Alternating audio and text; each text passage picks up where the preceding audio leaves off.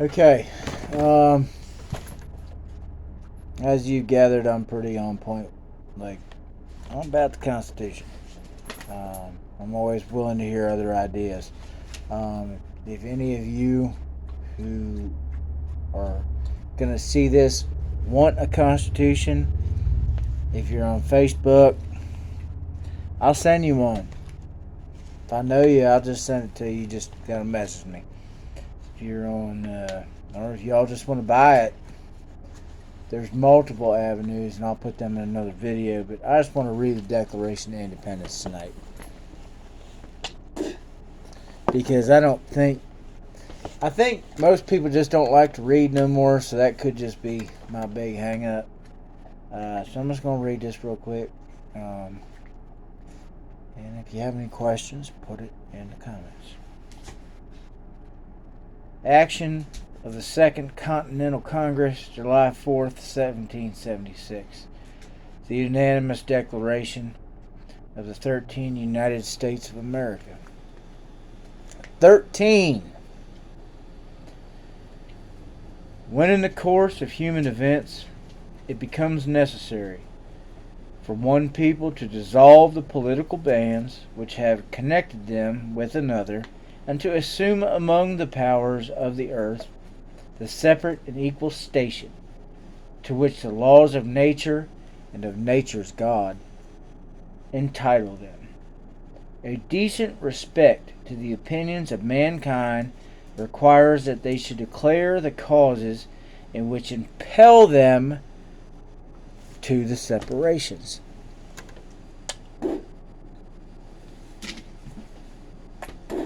I'm going to ditch this dip because it's going to be a long one. We hold these truths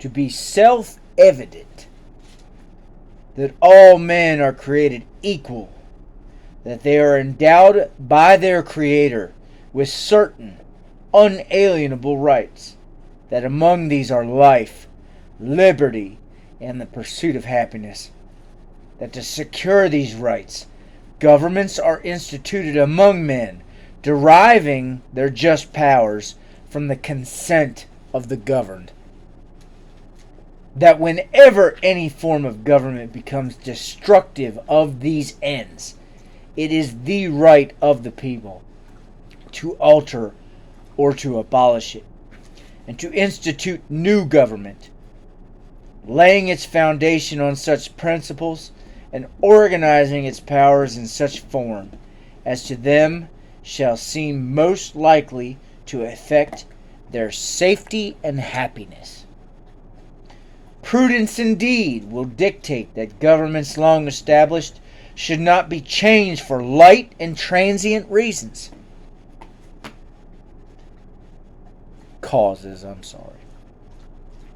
And accordingly, all experience hath shown that mankind are more disposed to suffer, while evils are sufferable, than to right themselves by abolishing the forms to which they are accustomed.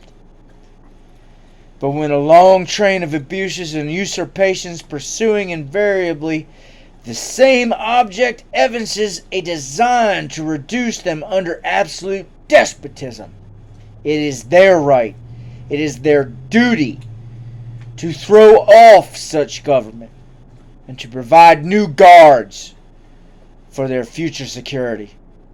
Such has been the patient sufferance of these colonies.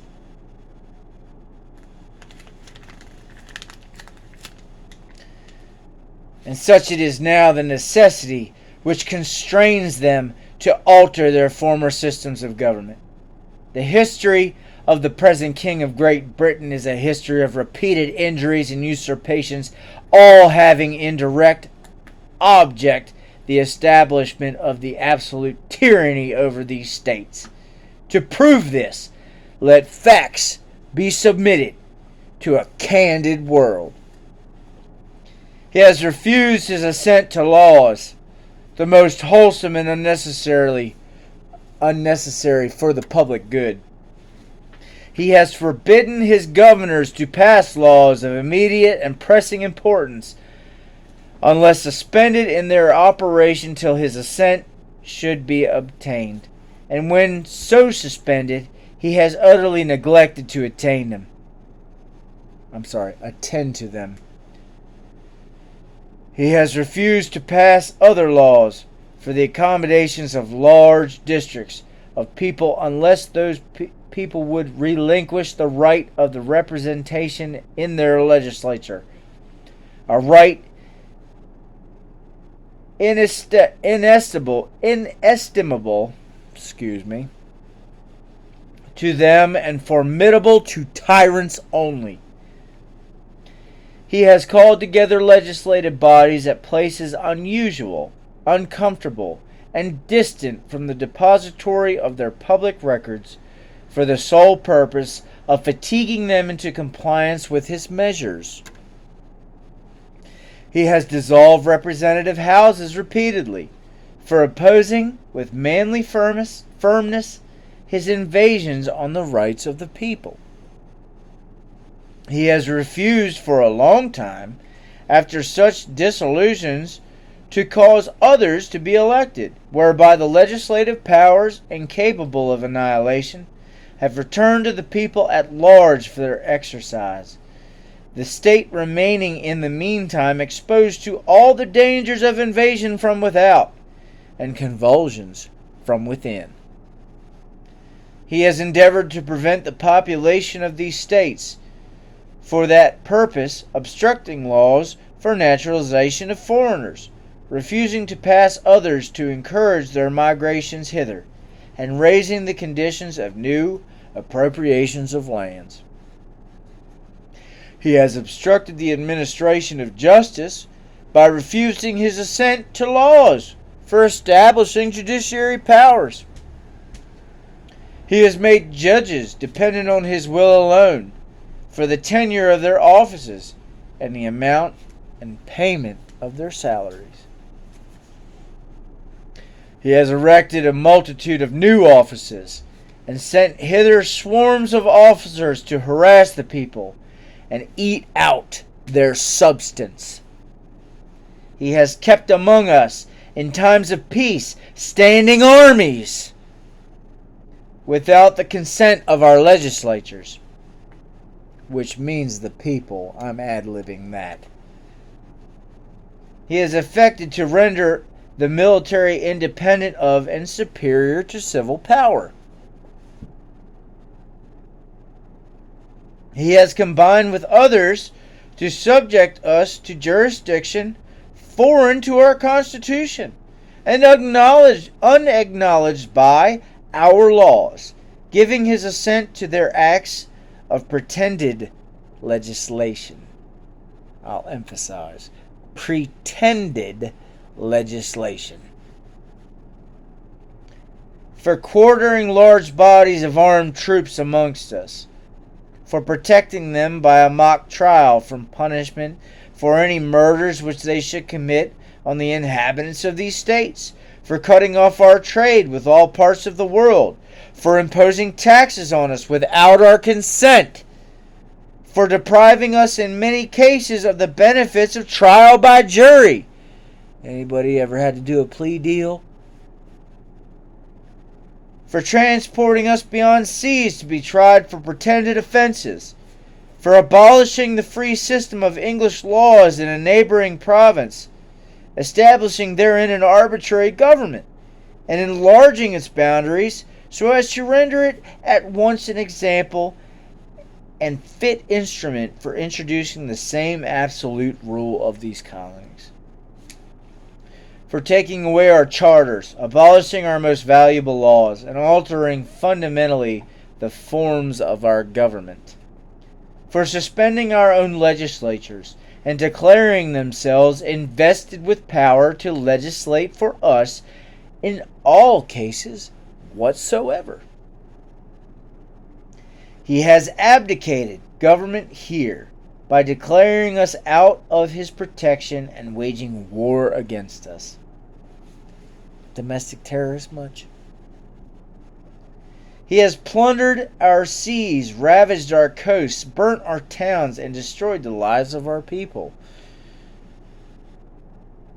Did we not see the COVID year?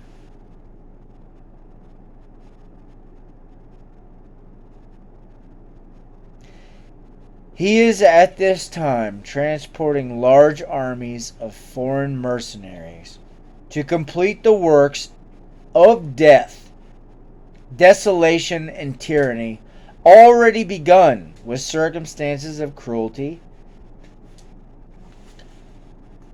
and perfidy scarcely paralleled in the most barbarous ages, and totally unworthy the head of a civilized nation. He has constrained our fellow citizens taken captive on the high seas to bear arms against their country, to become the executioners of their friends and brethren, or to fall themselves by their hands. He has exited domestic insurrections amongst us, and has endeavored to bring on the inhabitants of our frontiers, the merciless Indian savages, whose known rule of warfare is an undistinguished destruction of all ages, sexes, and conditions.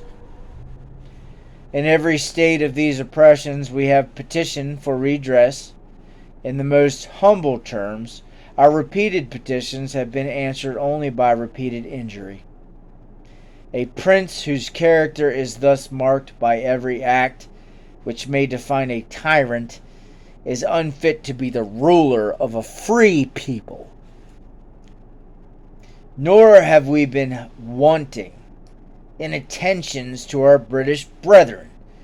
We have warned them from time to time of attempts by their legislator to extend an unwarrantable jurisdiction over us. We have reminded them of the circumstances of our immigration and settlement here.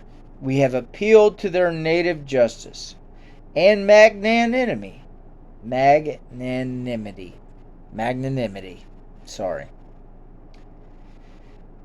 And we have conjured them by the ties of our common kindred to disavow these usurpations, which would inevitably interrupt our connections and correspondence.